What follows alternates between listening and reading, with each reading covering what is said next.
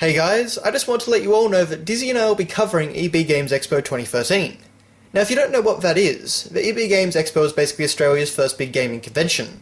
It went public about 2 years ago now, and Dizzy and I attended it last year. It was a lot of fun. We had an absolutely great time checking out all the new and upcoming games, and so we definitely wanted to attend this year. Now what happened was I wrote a little message to the EB Games customer service, or customer relations I think it was called, just basically asking if I could film anything, because I figured while we're there I may as well get some content for the channel.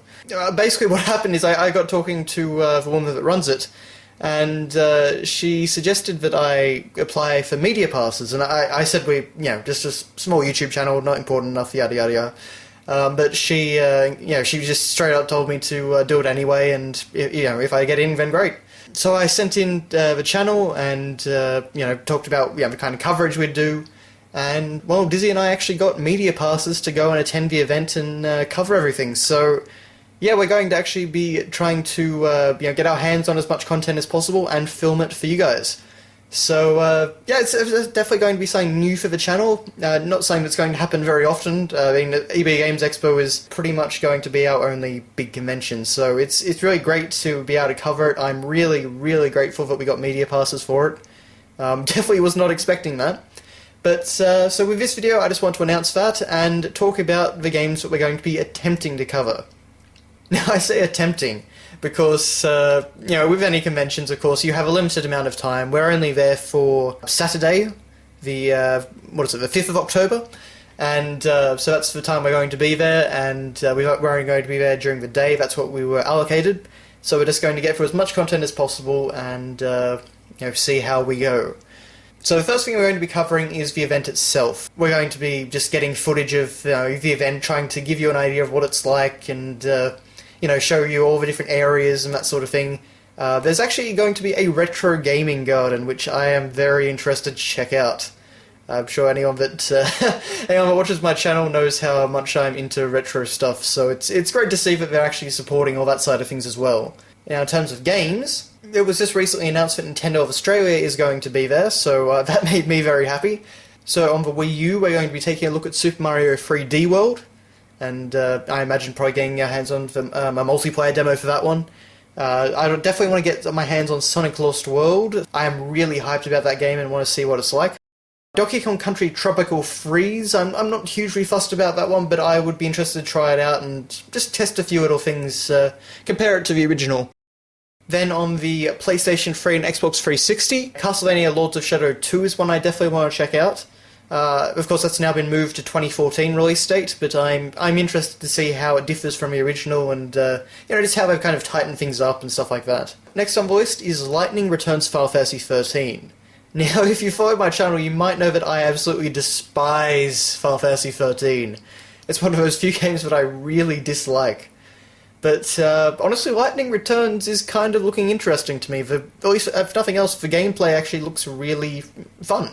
Next is Assassin's Creed 4, and I have no idea actually what system this is on. I've just put it on to PS3 and Xbox 360, but I imagine it'll be up and running on the PlayStation 4 and Xbox One. But anyway, I'm interested to see how Assassin's Creed 4 is feeling, whether it's made any improvements on Assassin's Creed 3, and particularly Dizzy is a huge fan of Assassin's Creed, so it'll be interesting to have him put it through the ringer a bit. Now, the next on the list is Rain, and I'm not sure if we'll take a look at this one or not, but it definitely looks like an interesting game. The reason we may not take a look at it is because it'll actually have been out for a couple of days by the time the expo starts, so I'm not sure, there'll probably be a demo on PSN or something like that, but, maybe we'll take a look at that. And the other one that we might take a look at, I'm not sure, is Ratchet and Clank Nexus, or Into the Nexus. For some reason they've called it Nexus. I'm assuming that's the European title, or the PAL title. I think I pretty much know what to expect with this one. I mean, it just seems to be another Ratchet and Clank game, the style that I really enjoy, so I'm quite happy for that. But I don't know if there's a particular need to go hands-on or get a feel for what it's like. So we'll see, if depending on lines and that sort of thing, and that is going to be a big factor.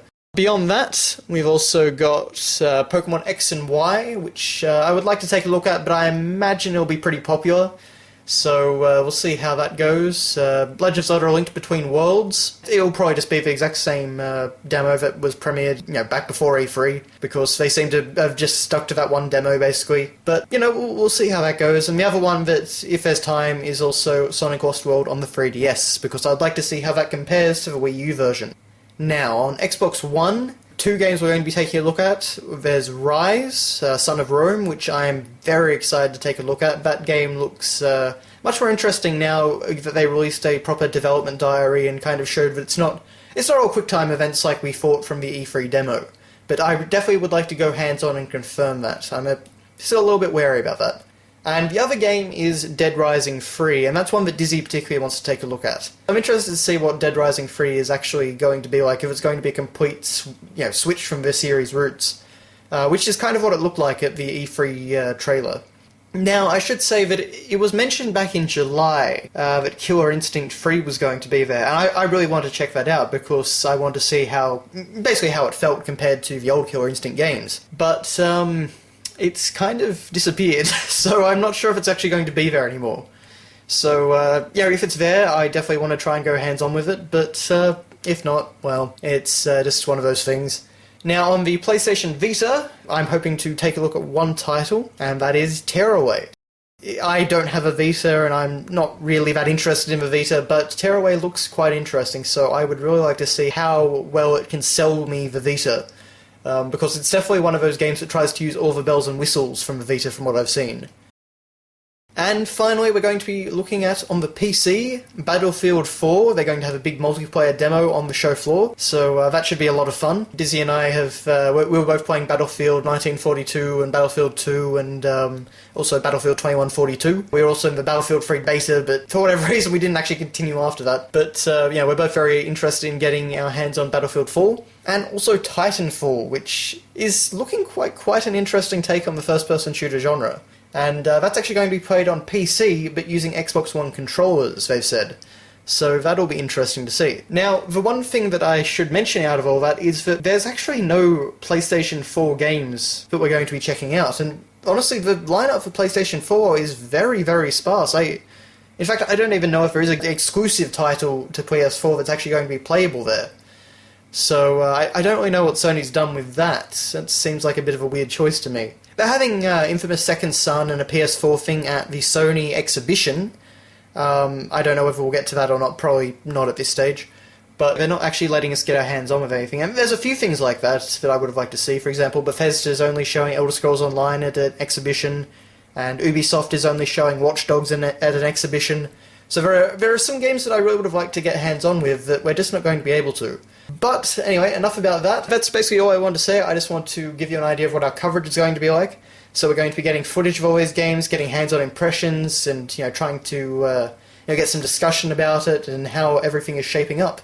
Because a lot of these are, of course, what we'll be playing at the end of the year. I'm not exactly sure when it'll all go up. I mean, as I say, the expo is on Saturday, October 5th. So I'll get back sometime in the afternoon and, I'll start putting all the footage onto the computer and editing and that sort of thing.